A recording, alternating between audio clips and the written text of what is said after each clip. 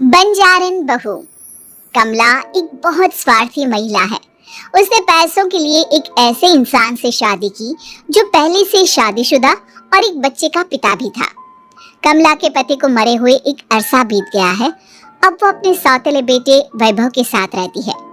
वैभव के दिल में अपनी माँ को लेकर इतना डर है कि वो अपनी माँ के सामने एक शब्द नहीं बोल पाता। उसकी माँ जो कहती है उसको सर झुकाकर वही मानना पड़ता है। वैभव, तुमने अभी तक घर का काम क्यों नहीं किया? तुमसे कितनी बार कहा है कि सूरज निकलने से पहले तुम घर की साफ सफाई पूरी कर दिया करो। वैभव कुछ नहीं बोलता, चुपचाप सर झुकाए अपनी माँ की बात सुनता रहता है।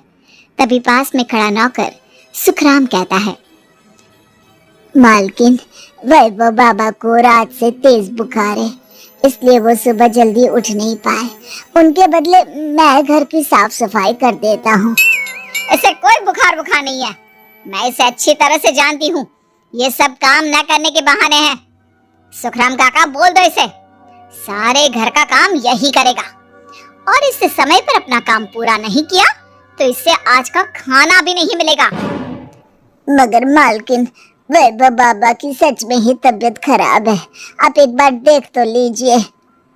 कमला बिना कुछ बोले वहां से चली गई और बेचारा वैभव तेज बुखार में भी काम करता रहा।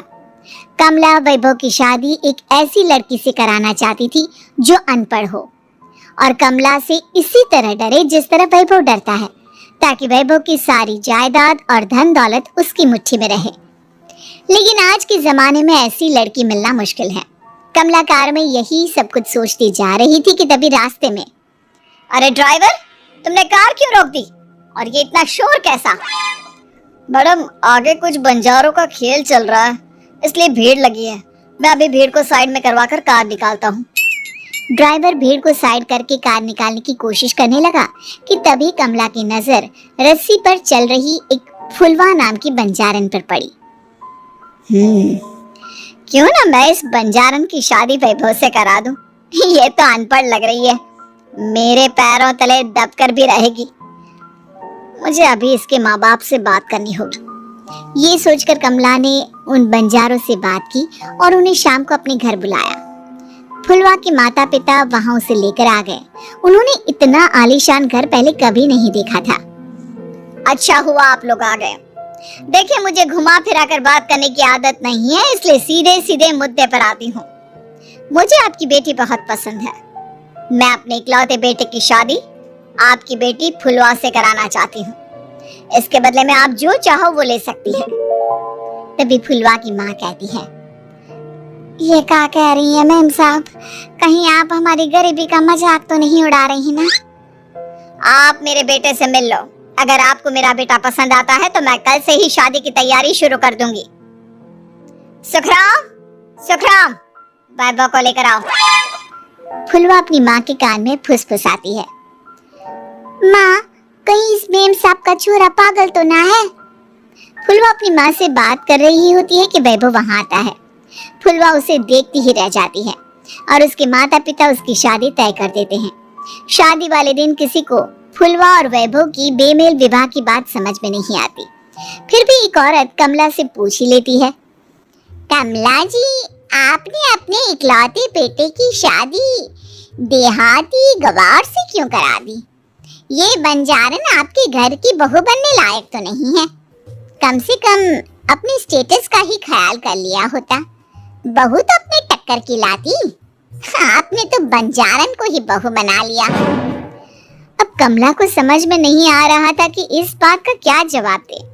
वो कुछ देर चुप रही और सोच समझ कर कहती है, बहन जी, आपको तो पता है आजकल के बच्चे किसी की बात कहाँ सुनते हैं।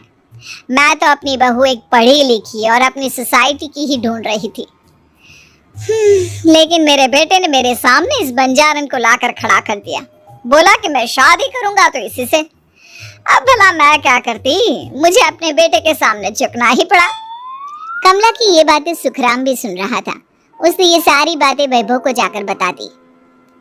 काका, मैं तो फुलवा को जानता भी नहीं, फिर माँ मेरे बारे में झूठ क्यों कह रही है? अरे बेटा, तुम कितने भोले हो, तुम्हें कुछ भी नहीं पता। तुम्हारे पिता अपनी सारी संपत्ति तुम्हारे नाम करके गए हैं। तुम्हारी माँ नहीं चाहती कि ये संपत्ति तुम्हें मिले, इसलिए उन्होंने तुम्हारी अनपढ़ लड़की से शादी करवाई ताकि तुम्हारी तरह वो भी अपने हक के लिए आवाज ना उठा सके। सुखराम काका, मैं क्या करूं, आप ही बताओ। माँ के सामने आते ही मेरे हाथ पैर कांपने लगते हैं। मैं माँ को कुछ भी नहीं कह पाता। वे दोनों बात कर ही रहे थे कि अचानक कमला वहां गई। कमला को देखकर दोनों घबरा गए।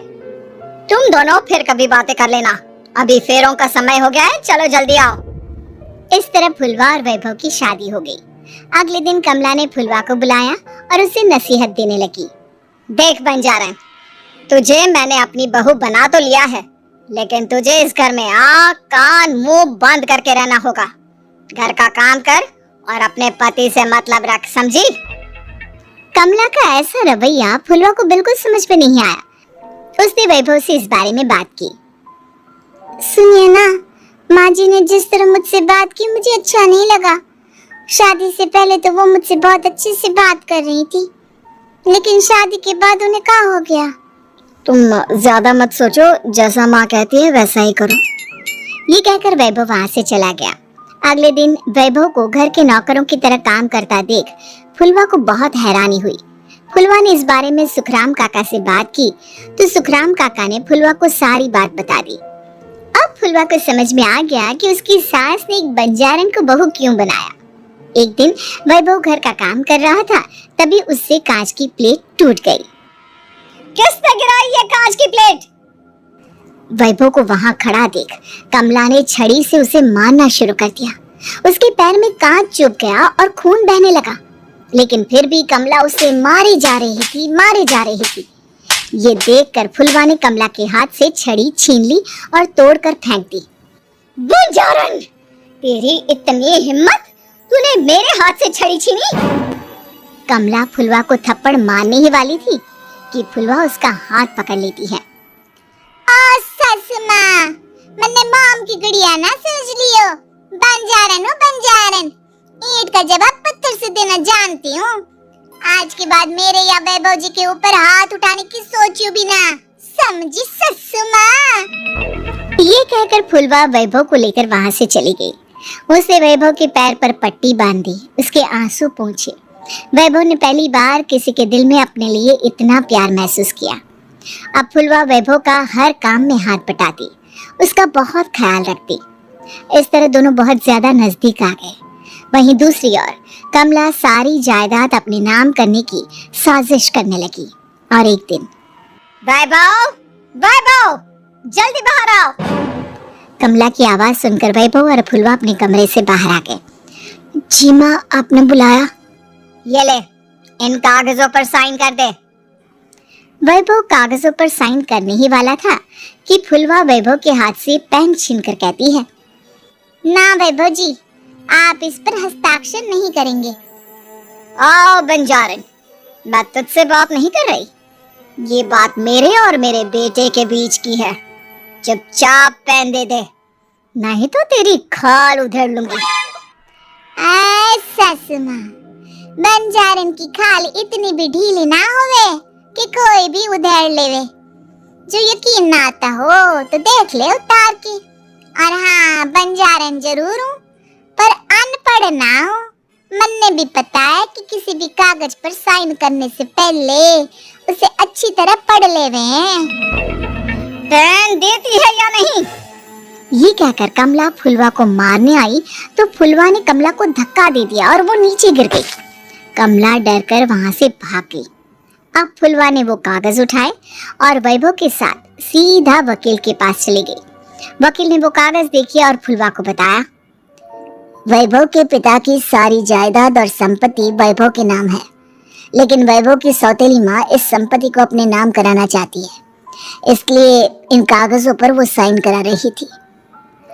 तो अब हमें क्या करना चाहिए वकील साहब?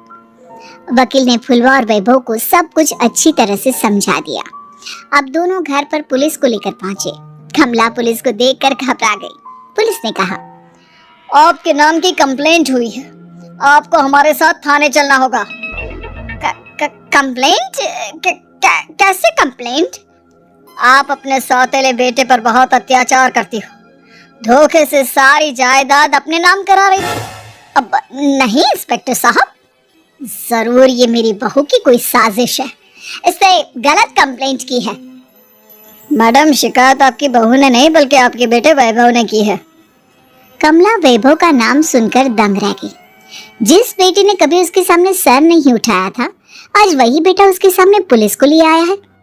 वैभव, तुम्हारी इतनी हिम्मत कि तुम पुलिस को ले आए? हाँ माँ, मैं लाया हूँ पुलिस को, और मेरे अंदर इतनी हिम्मत कभी ना आती अगर फुलवा मेरा साथ ना देती। आपने बंजारन बहू को लाकर अपने ही पैर पर कुल्हाड़ी मारी है माँ। मैडम, आपकी बात खत्म हो गई हो तो चलो हमारे साथ। वैभव, मुझे माफ कर दो, मुझे थाने मत भेजो। आज के बाद मैं तुम्हें कभी नहीं मारूंगी, तुम्हें कभी परेशान नहीं करूंगी, मुझे माफ कर दो। वैभव अपनी कंप्लेंट वापस ले लेता है और पुलिस वहां से चली जाती है। वैभव अपनी सौतेली माँ से कहता है, मैंने पुलिस को वापस तो भेज दिया है, लेकिन मैं आपको माफ नहीं कर सकता। आपने बचपन से आज तक कभी मेरे सर पर हाथ नहीं रखा, हमेशा मुझे मारती रही, नौकरों की तरह बर्ताव करती रही। आप इस घर में नहीं रह सकती, चली जाइए यहाँ से। कमला घर छोड़कर चली गई और सड़क किनारे खड़ी होकर सोचने लगी, काश मैंने वैभव को माँ की तरह प्यार किया होता तो आज मैं इस तरह से बेसहारा ना हो जाती। Hey kids, Fun for Kids TV को सब्सक्राइब करो और बेल आइकन दबाकर सब नोटिफिकेशंस ऑन कर लो, ताकि जब भी नई मजेदार वीडियो आए वो सबसे पहले आप तक पहुंचे। धन्यवाद और मस्त रहो।